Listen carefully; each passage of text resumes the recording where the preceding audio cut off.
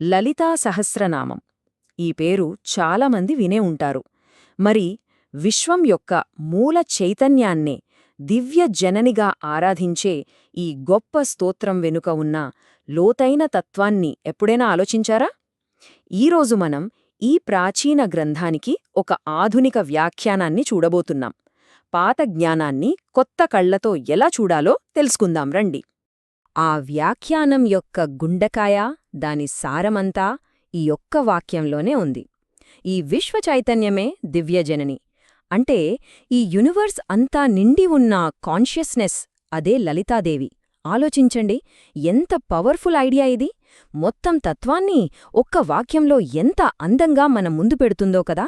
సరే, ఇంత గొప్ప లోతైన విషయాన్ని మనకు ఇంత సులభంగా అందిస్తున్న ఈ వ్యాఖ్యానం అసలు ఎక్కడ్నుంచి వచ్చింది, ఎవర్రాశారు, ఆ నేపథ్యమేంటో ఇప్పుడొకసారి చూద్దాం.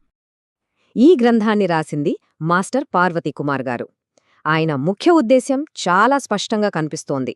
ఏంటంటే, ఎంతో లోతైన ఆధ్యాత్మిక తత్వాన్ని కష్టమైన పదాలతో కాకుండా అందరికీ, అంటే ఆధునిక పాఠకులకు కూడా చాలా సులభంగా అర్థమయ్యేలా చెప్పడం. ఒక రకంగా ఇది ఒక గైడ్ లాంటిదనమాట. సరే, ఇక అస్సలు విషయానికొద్దాం. ఈ మొత్తం ఫిలాసఫీకి, తత్వానికి సెంటర్ పాయింట్ లలిత. అయితే ఇక్కడొక ముఖ్యమైన విషయమేంటంటే, ఆమెను కేవలం ఒక దేవతగా చూడకూడదు. ఆమె ఒక కాస్మిక్ ప్రిన్సిపల్, ఒక ప్రాథమిక విశ్వసూత్రమన్నమాట. మరి అదేంటో చూద్దాం. ఈ వ్యాఖ్యానం ఏం చెబుతోందంటే, లలిత అంటే సర్వ సృష్టికి మూలశక్తి. అంటే దేవతలు, గ్రహాలు, మనలాంటి జీవరాశులు, ఇలా అన్నీ ఆమె నుండే పుట్టాయి. మరి చివరికి అన్నీ ఆమెలోనే కలిసిపోతాయి. సో ఆమె ఆది, ఆమె అంతం. మరి ఆ దివ్య జనని సర్వవ్యాపక స్వభావం అంటున్నాం కదా, అంటే అంతటా వ్యాపించి ఉంది అని. అది ఎలాంటిది? ఆమె 1000 నామాల్లో కొన్ని దీని గురించి ఏం చెబుతున్నాయో చూద్దాం. ఇక్కడ ఒక పేరు సర్వేశ్వరి, అంటే సర్వాన్ని పాలించేది. చూడండి, ఈ వాక్యం ఎంత లోతైనదో. అన్ని జీవులలో సంకల్పం, జ్ఞానం మరియు క్రియలకు ఆధారమైన చైతన్యం ఆమె. అంటే మనలో ఒక ఆలోచన పుట్టాలన్నా, ఏదైనా తెలుసుకోవాలన్నా, ఒక పని చెయ్యాలన్నా, ఆ అన్నింటి వెనక ఉన్న అసలైన స్పార్క్, ఆ చైతన్యం ఆమె అన్నమాట. అంతేకాదు, ఆమెను సర్వమయీ అని కూడా అంటారు. ఇక్కడ చాలా ముఖ్యమైన తేడా ఉంది. ఆమె కేవలం అన్నింటినీ పాలించే శక్తి మాత్రమే కాదు, అసలు ఆ అన్నీ కూడా ఆమె. అంటే ఈ మొత్తం సృష్టి ఆమె రూపమే. మనం చూసే ప్రతీదీ, ప్రతి అణువు ఆమె పదార్థమే. ఈ కాన్సెప్ట్ కొంచెం అబ్స్ట్రాక్ట్గా అనిపించొచ్చు. సింపుల్గా చెప్పాలంటే, చూడండి, ఉప్పుకు రుచి, అగ్నికి వేడి ఎలాగో అవి వాటి నుంచి విడదీలేని గుణాలు కదా. అలాగే విశ్వంలోని ప్రతి ప్యాటర్న్, ప్రతి గుణం ఆమె ఉనికికి ఒక ప్రూఫ్ లాంటిది. ఇక్కడ కనిపిస్తున్న ఈ యంత్రం, ఈ జ్యామితీయ ఆకారం, ఇది కూడా ఆమె అభివ్యక్తే. సరే, మరి ఇంత గొప్ప విశ్వ చైతన్యంతో మనం కనెక్ట్ అవ్వడం ఎలా? దానికోసమే మంత్రాలు, యంత్రాలలాంటి ఆధ్యాత్మిక సాధనాలున్నాయి. వాటి ద్వారా ఈ చైతన్యాన్ని ఎలా గ్రహించవచ్చో, ఎలా అనుసంధానమవ్వచ్చో ఇప్పుడు చూద్దాం. మొదటగా మంత్రం. ఆమెను సర్వమంత్ర స్వరూపిణి అంటారు. అంటే అన్ని మంత్రాల స్వరూపం ఆమె. అసలు మంత్రమంటే ఏంటి? మననం చేస్తే, అంటే ధ్యానిస్తే రక్షించేది.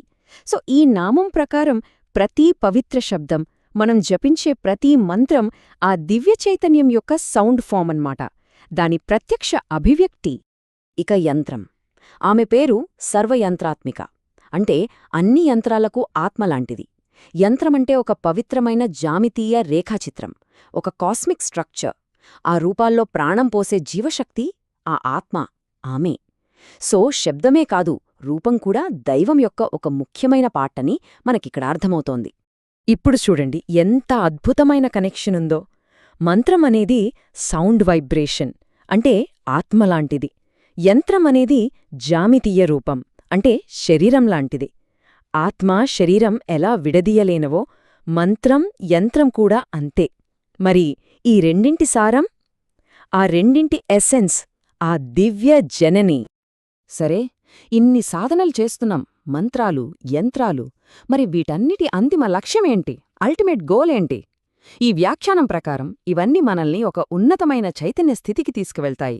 అదే మనస్సును మించిన మనస్సు. ఆ స్థితి ఏంటో ఇప్పుడు చూద్దాం. ఆ స్థితి పేరే మనోన్మని. ఇది చాలా చాలా కీలకమైన పదం. మన ఆధ్యాత్మిక ప్రయాణానికి డెస్టినేషన్ లాంటిది. మనోన్మని అంటే మన చంచలమైన మనస్సు ఉంటుంది కదా, ఎప్పుడూ ఆలోచిస్తూ పరిగెడుతూ ఉంటుంది. దానికి అతీతమైన ఒక అచంచలమైన నిశ్చలమైన చైతన్య స్థితి అన్నమాట. మరి ఆ స్థితికి ఎలా చేరుకోవాలి? ఈ వాక్యం చూడండి.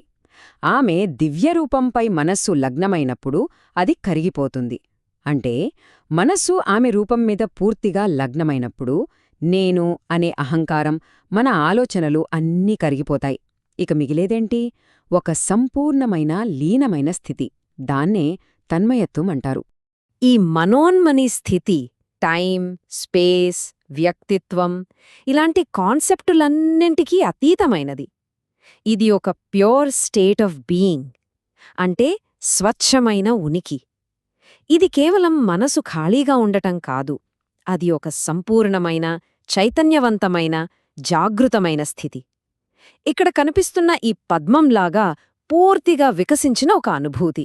సో ఫైనల్గా మనం గుర్తుపెట్టుకోవాల్సిన విషయమేంటంటే, ఈ తన్మయత్వం, ఈ లీనమయ్యే స్థితి అంటే ఏదో శూన్యమైపోవడం కాదు. అది ఒక పాజిటివ్ స్టేట్. సర్వానికి మూలమైన ఆ చైతన్యంతో సంపూర్ణంగా, చైతన్యవంతంగా, ఆనందంగా ఒకటవడమన్నమాట. చివరగా ఈ మొత్తం విశ్లేషణ మన ముందు ఒకే ఒక పెద్ద ప్రశ్నను ఉంచుతుంది. అదేంటంటే, ఈ విశ్వం మొత్తాన్ని వేర్వేరు వస్తువుల సమాహారంగా కాకుండా ఒకే ఒక్క చైతన్యవంతమైన జీవి యొక్క అభివ్యక్తిగా చూడగలిగితే మన దృష్టి ఎలా మారుతుంది? ఒక్కసారి ఆలోచించండి.